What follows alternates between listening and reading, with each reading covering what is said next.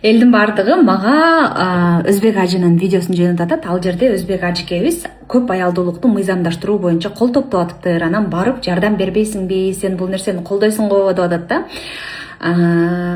Бардык жакшы нерселер бул диндики, бардык жаман нерселер бул диндики эмес дейт. Анан мен мусулман болуп туруп, Куранда жазылган нерсени мен кантип колдобой коем? Жок, мен 2 аялдуулук, 4 аялдуулукту колдобойм, силер мени туура эмес түшүнүп калдыңар десем, бул мен актангандыгым болуп калат. Биринчиден, экинчиден, мен динде жазылган, Куранда жазылган бардык нерселерге не то что колдойм, мен я обязан это поддерживать.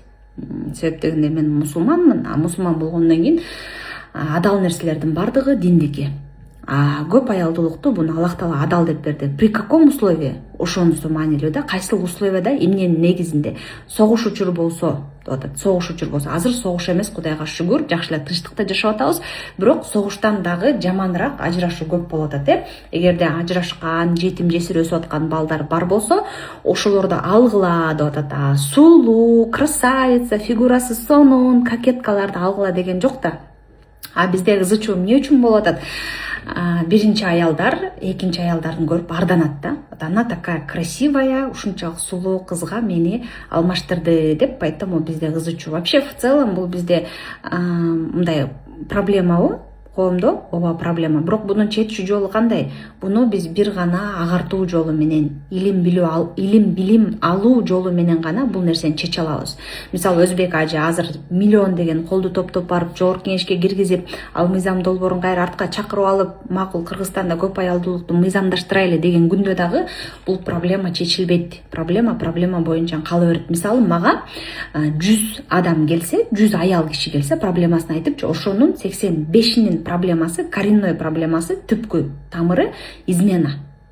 Мына карасаңыздар, аял менен эркек үйлөндү, үй бүлө болду, Анан эркекке 2 жол бар да. Үй бүлө болсо дагы, болбосо дагы. В основном үй бүлө жөнүндө сүйлөшөлүчү. Үй бүлөлүү болду, 3-4 баласы бар или 5 баласы бар дегендей. Эркекте 2 тандоо бар да. Же адал жолу менен кыздарга баруу, же арам жолу менен кыздарга баруу. Көпчүлүк учурда эркектер арам жол менен барат кыздаргачы. Эми это в практике биз мындай по-взрослому слушать турган болсок, чындыктын көзүнө тике карай турган болсок, көпчүлүк эркектер арам жол менен кыздарга барат. Потому что алардын природасы ошондой болуп атат да. Адал жол менен алса, никелеп алса, уже жашоосу тозок болуп баштайт да. Бул жашоодо тирүүнүн тозогун 2 аялы барлар көрүп атат да азырчы. Мисалы, мен кечегиде бир эже менен сүйлөшүп атам. Ал бир аябай авторитетный семьядагы бирөөнүн 2-чи аялы экен. Анын биринчи аялынын, получается, теги бирөөгө 2-чи аял болуп деп атат да, ошонун биринчи аялынын бир тууган байкесинин 3 аялы бар экен да. То есть тигинин биринчи аялынын байкеси өзүнүн сестренкасын защищать эте албайт да, барып күйөө баласын айта албайт, это что за фигня, сен эмне мен карындашым үстүнөн дагы бир катын алып атасың, эмне болуп атасың деп сайыла албайт да, мындайча айткандачы. Эмнеге дегенде анын өзүнүн 3 катыны бар да. Ал ага сайылып акыл айтайын десе, тиги айтат, кайнага сен өзүңдү карап алчы, сен деле 3 катын менен жүрбөйсүңбү депчи. Тут поэтому бизде это серьезная проблема, которую мы должны решить трезво. То есть у нас есть выбор. Бизде тандоо бар аялдарда. Мы можем прыгнуть с окна, 5-этаждан секирип, балдарыбызды кошо өлтүрүп кое турган тандоо бар. Биз өзүбүздү өлтүрүп, балдарыбызды кошо өлтүрүп койсок болот, 5-этаждан секирип. Либо ушул ситуацияга карап, да, это проблема, но я выбираю себя. Мен аял катары мен өзүмдү тандайм, мен анын 2-чи аялын, 3-чү аялын же күйөөм тандоосун тандабайм. Я буду жить свою жизнь, я буду развиваться, учиться, билим алам. Мисалы үчүн көптөгөн адамдар бир билимдин жолуна түшүп алганда алар өздөрүн табат да. Мисалы, ОРТ тапшыргыла, медакадемияга тапшыргыла, бюджетке, БГУга тапшыргыла, славянскийге тапшыргыла, педагогическийге, логопедия, психология, өзүңөр каалаган бир нерсеге тапшырып, развивайтесь, учитесь. Эгерде силердин үйүңөрдө ушундай көп аялдуулук боюнча, измена боюнча проблема бар болсо, силер ал менен күрөшүп жеңе албайсыңар. Жеңилесиңер, только жеңилүү, поражение болот.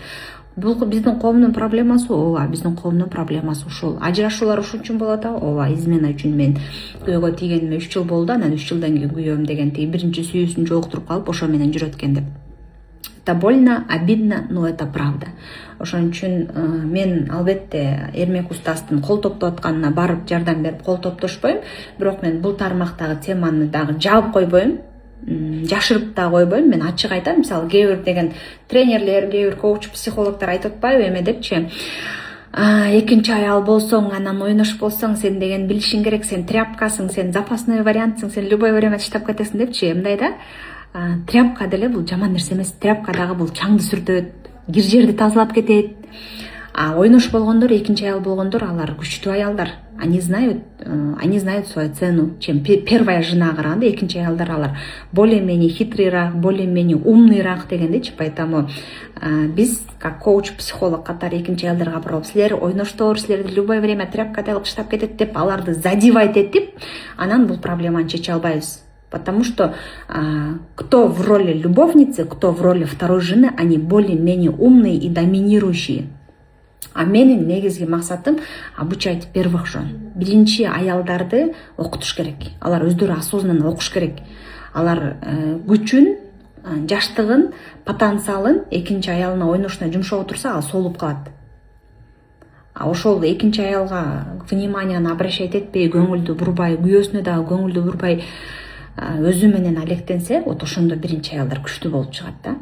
И когда ты занимаешься собой, өзүң менен өзүң иштеп баштаганда, меняется мир. Тегерек четиндеги аалам өзгөрүп баштайт да. Поэтому давайте ушундай серьезный кыргыздын мындай урук тукумуна таасир эте турган, кыргыздын келечегине таасир эте турган нерсени более адекватно чечкенге аракет кылабыз. Это не шутка, это мен жанагы биздин батырлардын эки аялы болгон деп айтсам, ал полный резонанс болуп, хайп болуп кетти. Бирок ал калп эмес да. Мен калп нерсени айткан жокмун, ал чындыкта. Биз апалар, биринчи аялдар бир нерсени билишибиз керек да. Силер биринчиден агрессия менен жеңе албайсыңар. Экинчиден, силер эгерде күйөөңөрдү эметсеңерчи, каргасаңарчы, мисалы көпчүлүк аялдар мага келет да, клиенткаларчы, мен күйөөмдү каргадым, эч качан жакшылык көрбө, өмүр бою эметөт, кыйналып өтүп, мен күйөөмдү каргадым дейт да. Канча балаңар бар десем, 4 балам бар дейт, или 6 балам бар, или 3 балам бар дейт. Силер күйөөңөрдү каргаганыңар менен ошол каргыштын эффектиси, ошол каргыштын үрөөнү силердин балдарыңарга дагы себилет. Это всегда должны помнить. Если вы ненавидите мужа, значит вы ненавидите своих детей. Если силер күйөөңөрдү каргадыңар, ошол каргыш прямой потомок балдарына да кетет. Анткени анын уруктары да, урук тукуму.